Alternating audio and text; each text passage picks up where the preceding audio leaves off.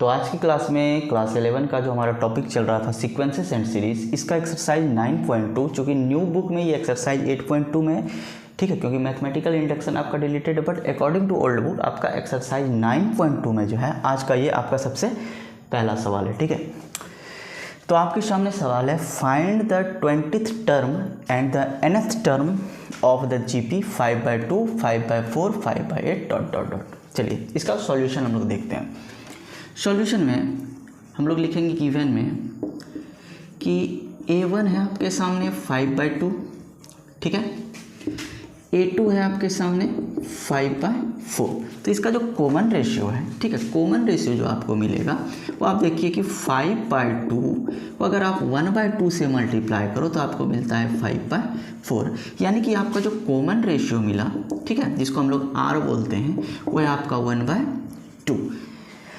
हमको निकालना है इसका 20th टर्म। तो हम लोग पढ़े हैं GP का जो nth टर्म का फॉर्मूला होता है वो होता है AR⁻n-1। Actually we have to find out the 20th term of the GP at first. तो आप यहाँ लगाओगे A20, उसके बाद A, आपका A का जो वैल्यू है 5/2 और कॉमन रेशियो है आपके सामने कितना, तो 1/2, 2 to the power n-1, n है आपके सामने यहाँ क्या 20, यानी 20-1। ओके, अब आप ध्यान से समझिए, यहाँ है 5/2, ठीक है, और यहाँ हो गया आपका 1/2 टू द पावर 19। आप इसको थोड़ा सा और ध्यान से समझिए कि यहाँ है 5/2, आप इसको बोल सकते हो 5 × 1/2। 5/2 को हम लोग लिख सकते हैं 5 × 1/2। यहाँ पहले से 1/2 टू द पावर 19 है और यहाँ एक और 1/2 आ गया, यानी आपको मिला 1/2 टू द पावर 20, यानी कि आपका जो A20 का वैल्यू मिलेगा आपको मिलेगा 5/2 टू द पावर 20। ये हो गया आपका आंसर, ठीक है। अब आपको निकालना है इसका nth टर्म। चूँकि A20 इतना है तो nth टर्म का मतलब AN, जहाँ 20 वहाँ n, तो बस सिंपल है, हम लोग यहाँ पर क्या लगाएंगे 5/2, ठीक है, 5/2, चूँकि यहाँ 20 था तो यहाँ 20, तो nth टर्म में था 5/2 टू द पावर n, यही हो गया आपका nth टर्म, ठीक है। अब हम बढ़ेंगे इसका क्वेश्चन नंबर 2 की तरफ। चलिए देखते हैं इसका क्वेश्चन नंबर 2 क्या है।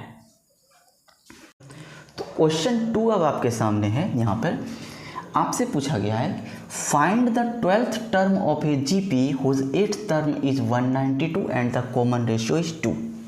आप ध्यान से समझिए, आपके सामने गिवन में क्या है, ठीक है, आपके सामने गिवन में A8 दिया हुआ है, वो कितना है 192, ठीक है, एंड कॉमन रेशियो जो है आपके सामने, कॉमन रेशियो जो है वो है 2, यानी R है आपके सामने 2। आपको पता करना है कि इसका 12th टर्म क्या है। तो 12th टर्म निकालने के लिए आप फॉर्मूला लगाओगे AR⁻n-1, बट यहाँ पर आपको फर्स्ट टर्म तो पता नहीं है, तो सबसे पहले निकालते हैं फर्स्ट टर्म। कहाँ से, तो चूँकि A8 आपके सामने 192 है, तो फॉर्मूला अगर हम लोग अप्लाई करें यहाँ पर तो AR⁻n-1, यानी AR⁻, पहले लिख लेते हैं, ठीक है, AR⁻n-1 इक्वल टू 192, जहाँ आपका A आपको पता नहीं है बट आपको R पता है कि 2 है, ठीक है, N आपको पता है कि 8 है और ये है 192। अब जरा ध्यान से समझिए, A × 2 टू द पावर 7 हो गया, ठीक है, और यहाँ है 192। आप चाहो तो इसको भी आप एक्सपोनेंशियल फॉर्म में समझ सकते हो कि 192 को अगर आप फैक्टराइज करो तो 2 9 जा 18, 2 6 जा 12, 2 4 8, 2 24, 2 12, 2 6, 2 3, यानी कि आपको यहाँ पर 2 मिल रहा है, 1 2 3 4 5 6, यानी कि 2 है आपका 6 और 1 है 3। तो बाबू यहाँ 2 6 से 2 7 कटेगा तो 1 2 आपके पास बच जाएगा और A आपको वैल्यू मिल जाएगा 3/2। पता चल गया कि A का वैल्यू हमारे सामने कितना है 3/2। अब आसानी से हम लोग निकाल सकते हैं इसका